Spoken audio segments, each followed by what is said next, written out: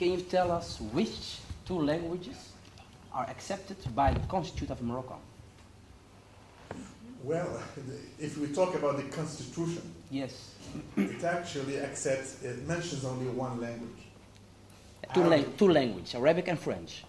No, the Constitution mentions only one language, Arabic. So how can you say... And it means classical Arabic, which is the language of the Quran. So how can you because say... Morocco is an Islamic country. It does not mention French, it does not mention Amazigh. But, de facto, French is a very important language. It is maybe the second language in Morocco, for historical and socio-economic reasons. So the Berber people, they feel at home in Morocco. The Berber people, they feel at home in Morocco. Well, if I talk to my mother, who is illiterate, has never been to school, she speaks her language happily, Amazigh language happily, and she tells me that this is a revolution. Yeah, because... She now sees Berber women, language, culture on television. She has her own Amazigh channel. For her, this is unprecedented. So she feels extremely happy. And I know Moroccans, majority of Amazigh people are very happy with this move. I know that there are many things to be done. This is not enough. Amazigh language is spoken by about 50% of the population. And activists, Berber people love their language, love their culture, and they want to see it even more promoted. That's their right. And I think we go step by step. And if we compare with in the 1960s, where you were not even allowed sometimes to speak Berber in school, I was not allowed to do my PhD on Berber in the 1980s, early 80s. Now I can say proudly that I have a PhD on Berber language and culture. And I'm even quoted by Moroccan official television. This is a big revolution for Morocco. And if we compare it with other countries where minorities are completely suppressed, you will understand that Morocco is really going the right way, towards more democracy. As a first step, you mean? As a first step. Okay. Yes, you do. Ja. Okay. Ik denk even die meneer die ze net aan het praten was, en je maakt een beetje reclame, of erg reclame voor de islam en Marokkaanse regime. En als we terug naar de islam, volgens mij, de islam heeft de Berbers cultuur en vooral de vrouw ondergedrukt. Want die hier, onder andere, die was koningin tijdens toen de Arabieren kleine meisjes leven begraven. Dus de vrouw, Berbersvrouw, die gaf bevel aan de man. Wij hadden geen problemen met vrouw om naar vrouw te luisteren. Maar de islam heeft gewoon de vrouw ondergedrukt van de macht naar onmacht, naar de keuken teruggestuurd en mond dichtgehouden. Dus wat heeft de islam? De islam, in de islam staat geen mensenrechten. En maakt maakt niet eens gelijkheid tussen de vrouwen. Want als we gaan naar de Surat Nisa, ik denk ayah 24. ومن لم يستطع طولا أن ينكح المحصنات المؤمنات فامن فتياتكم. Dus dat betekent, het is het verschil van vrouwen. Vrouwen die wat hebben en slaven. Fatayatikum, dat betekent slaving. Dus waar is er nog gelijkenheid tussen man en vrouw? Maar bedoelde u te zeggen dat in de Berbercultuur dat nog niet zo was? Nee. Dat was gewoon man en vrouw hetzelfde. Een vrouw was ook kon ook een macht.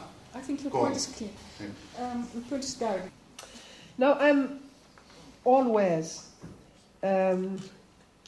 very cautious about questions that accuse Islam like that directly, because Islam, I mean, from my point of view, I am not alima in Islam, but from my own point of view, Islam, like any other religion, is a religion. It's the patriarchy where it is revealed that make of it what it wants.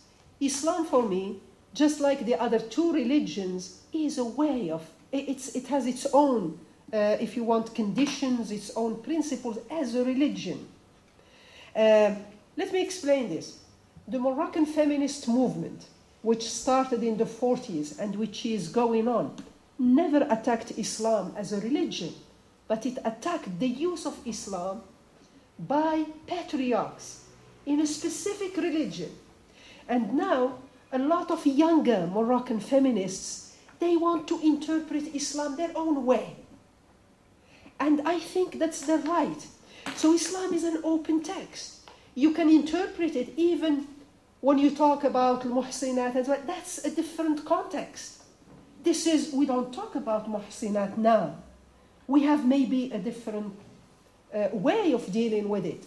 So I cannot do the interpretation myself, but I am for women interpreting it their own way. They can say, for example, that this interpretation does not suit us. It's their right. You see what I mean? What I want to say is that the religious space that is open to Berber women now is enormous. For the first time, women can, veiled or non-veiled, they can.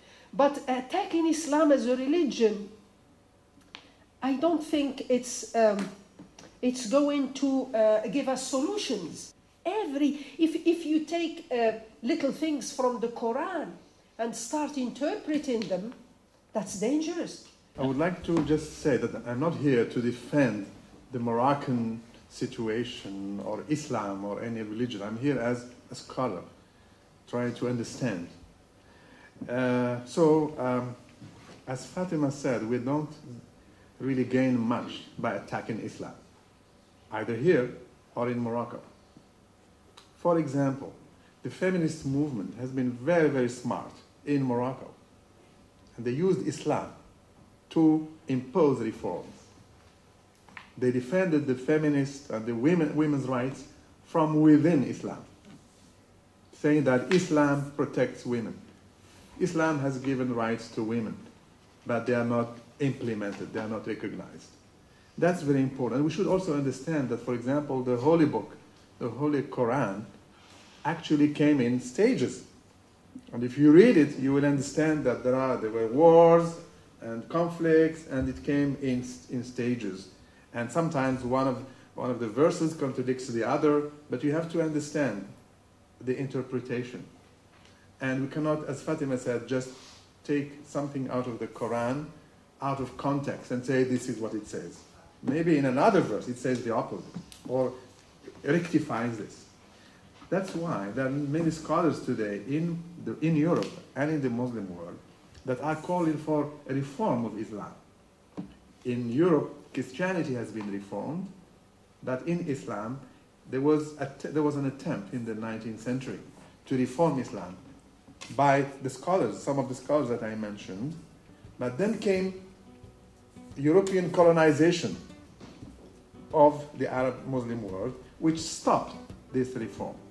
Now, the reform should be implemented, and scholars of Islam should think about reforming and reinterpreting the Quran according to the needs and